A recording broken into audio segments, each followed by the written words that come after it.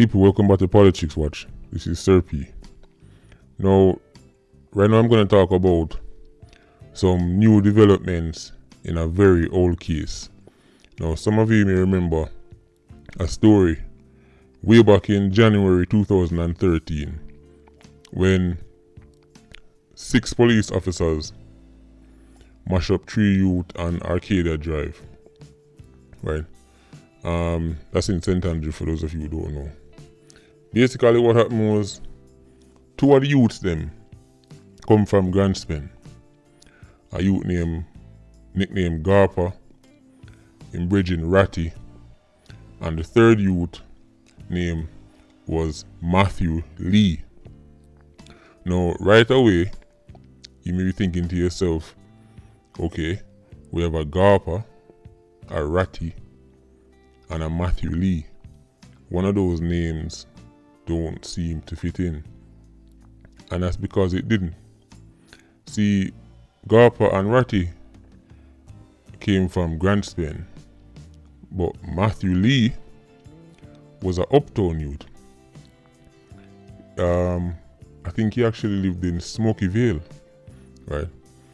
Now, basically what happened was Matthew Lee and Garper were brethrens.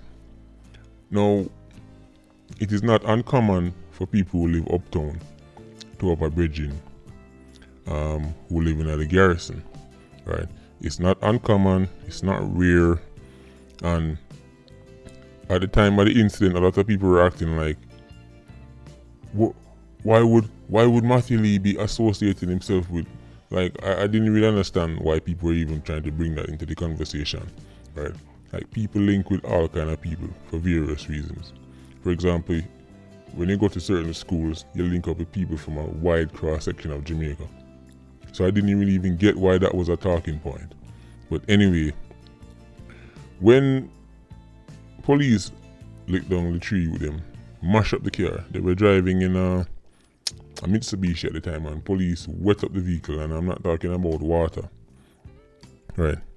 And there was a big roadblock and a lot of hoopla, right? But here's the problem.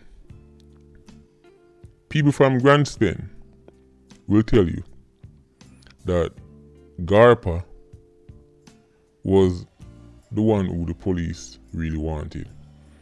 Garper was alleged to be an 87 octane, right? Him and the police them did have them own disagreement, right? But how Matthew Lee ended up drawing out of the situation, right, is that, you know, when old time people say trouble don't set like rain, right? Matthew Lee ended up in a situation where he basically get caught up at the wrong place at the wrong time, right? Because it's actually in Bridging ask him if he drive, right? In Bridging ask him to link up, right, and carry him somewhere. And in the process of being in the vehicle with Garper and Ratty, police corner them, right, and just mash up everybody in the car. All 3 of them drop out, right?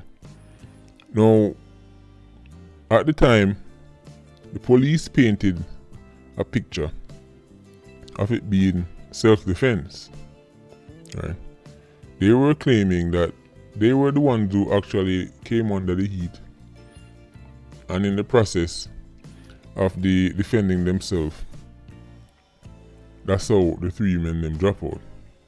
Now, to be exact, Ratty actually asked Lee to drop him to the Constant Spring police station because, as I said, Grantspen people will tell you that Garper was not exactly an angel sent from the heavens, right?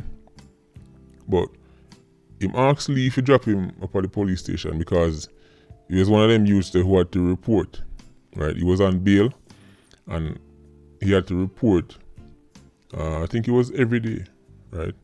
Report and give location and check in.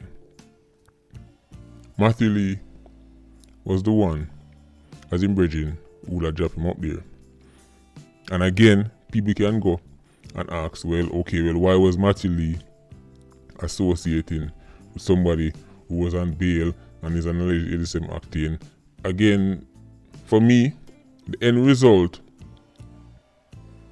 of what the police them do to the people do them at the car, even if Garpa was the worst 87 octane in Jamaica, none of that would have justified having police corner the car and wait up everybody. Right? Jamaicans need to stop justifying these acts on the basis that, okay, well, if him did bad, then this happened to him. And really, people weren't even shedding tears for Garpa like that, to be honest. Grand Spend people, even though Garpa and Ratty came from Grand Spend people were mostly shocked by what happened to Matthew Lee. Right? Because them know, so Matthew Lee actually was not involved in anything. And Garpa was the real person who the police them come for. But this is where the police get themselves in a problem. The police went to a party the night before them lit down the tree with them. Right? And them jump on the mic in the middle of the party. Right? And tell the people them of Grand Spencer, Garpa days numbered. They literally told the people what they were going to do to Garpa. And they made good on their promise. Them send the threat and then back it up.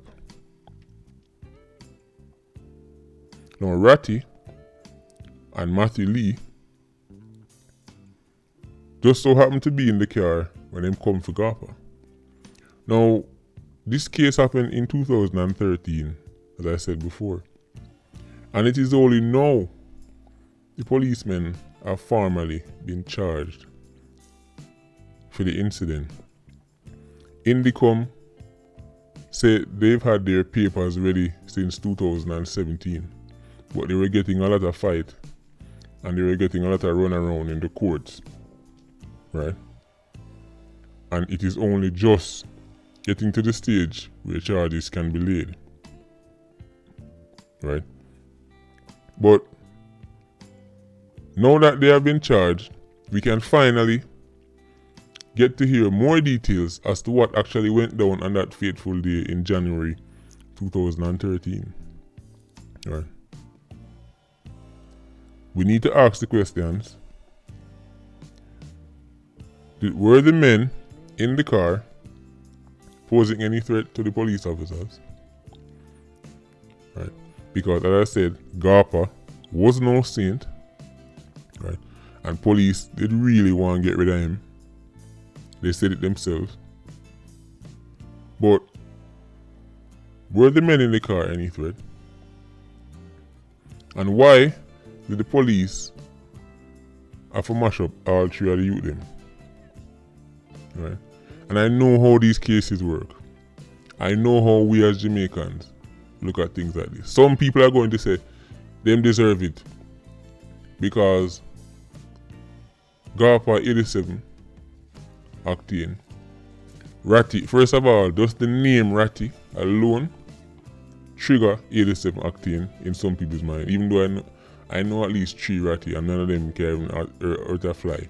But the name Ratty, I don't know if it's because of Third World Cup or what, but that name Ratty, when you hear that name, you automatically start thinking 87 octane. And then you have Matty Lee, who also divided Jamaica at the time, because some people were saying, well, only because I'm an uptown youth, people are going like, him deserves some kind of sympathy. Him did a link with 87 octane, so my 87 octane too. That's how some people are looking at it. This case needs more information. Right? His Matthew Lee family was one of the people who were really pushing for Indicom and the justice system to actually file charges against the cops. I think they actually have a video. They actually have a video. I think you can find it on YouTube of the family talking about what happened. Right. But Matthew was caught up in the wrong place at the wrong time. Matthew was actually, to show you how uptown Matthew Lee was, he was a serious golf player. And guess who was his caddy? Ratty. Right? So Ratty, who ended up losing his life in the car with Matthew, was Matthew's caddy on the golf course. And people who don't know, the caddy is the one who walk around with the sticks and them thing. And apparently they've been friends since they were like children. Right? But this case is very interesting. Very, very interesting. I hope you see more information based on this. Right? But this just goes to show you that a lot of the stories over the years that we've heard about police doing things in self-defense, we don't know what is true and what is not. Think of all the cases we've heard. We don't know. I'm sure a lot of those cases were self-defense. I'm sure a lot of times police do come under pressure from 87 Act and have to defend themselves. A lot of times. We must be honest and realize sometimes they make the stories up. And sometimes people get caught in the crossfire. So let me know your opinion on this. And I want you to give me your feedback, especially on what you think about Matthew Lee and why, or do you look at it from the sense that the fact that he was in the car with 87 Octanes somehow makes him complicit, or do you look at it from the side of the point of view that, well, police are not judge, jury, and executioner, so them shouldn't even do them that anyway, regardless of who Garpa was? Let me know in the comment section, people. Patreon, God, big up on yourself. Bless.